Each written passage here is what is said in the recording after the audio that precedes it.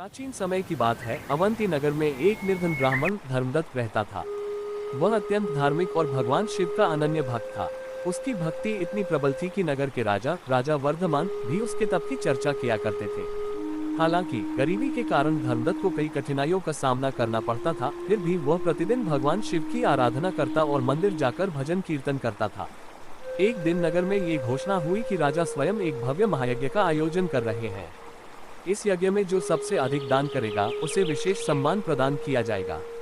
ये सुनकर नगर के धनवान व्यापारी, मंत्री और समृद्ध लोग बड़ी तैयारी में जुट गए। वे सोना, चांदी, घोड़े, रत्न, बहुमूल्य वस्त्र और कई प्रकार के उपहार यज्ञ में चढ़ाने के लिए तैयार कर रहे थे।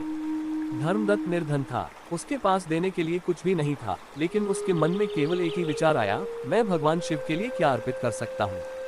वह सोचने लगा, अगर मुझे कुछ दान करना ही है तो मैं भगवान शिव को अर्पित करूंगा, क्योंकि वही मेरे आराध्य हैं। कई दिन तक विचार करने के बाद उसने संकल्प लिया कि वह यज्ञ में भगवान शिव के लिए स्वर्ण सोने का जल अर्पित करेगा।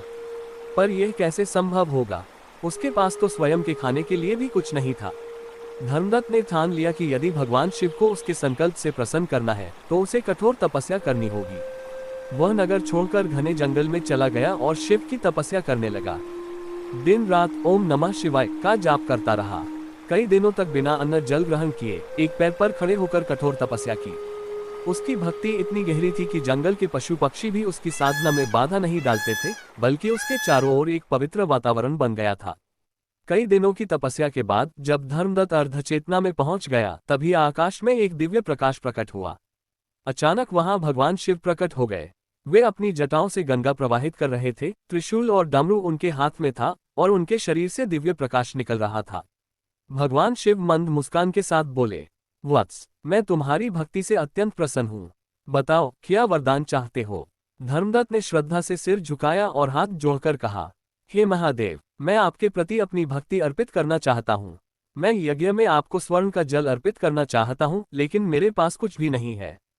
कृपया मेरी यह इच्छा पूर्ण करें। भगवान शिव प्रसन्न होकर बोले, सच्ची भक्ति में असीम शक्ति होती है। जाओ, कल जब यज्ञ होगा तब तुम्हारे पात्र में जो जल होगा वो स्वर्ण में परिवर्तित हो जाएगा। अगले दिन भव्य यज्ञ का आयोजन हुआ। नगर भर के समृद्ध लोग आए और उन्होंने अपने बहुमूल्य उपहार राजा को अर्पित किए। किसी ने स्वर्ण मुद्राएं दी तो किसी ने कीमती रत्न और रेशमी वस्त्र। धर्मदत्त भी आया, लेकिन उसके हाथ में केवल एक साधारण पात्र था जिसमें वह मंदिर से जल भरकर लाया था।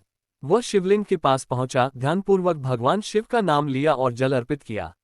जैसे ही जल शिवलिंग पर गिरा, वह स्वर्ण में परिवर्तित हो गया। चारों ओर दिव्य प्रकाश फैल गया और मंदिर में घंटों की गूंज सुनाई देने लगी। ये देखकर सभी लोग स्तब्ध रह गए। राजा स्वयं धर्मदत्त के चरणों में गिर पड़े और बोले, तुम्हारी भक्ति ने हमें सिखाया कि सच्ची श्रद्धा किसी भी संपत्ति से बढ़कर होती है। उसी क्षण आकाश से भगवान शिव की वाणी गूंजी, जो सच्चे मन से मेरी भक्ति करेगा, मैं उसके हर संकल्प को पूर्ण करूंगा। सभी ने धर्मदत्त की भक्ति को प्रणाम किया और उसकी कथा नगर भर में प्रसिद्ध हो गई।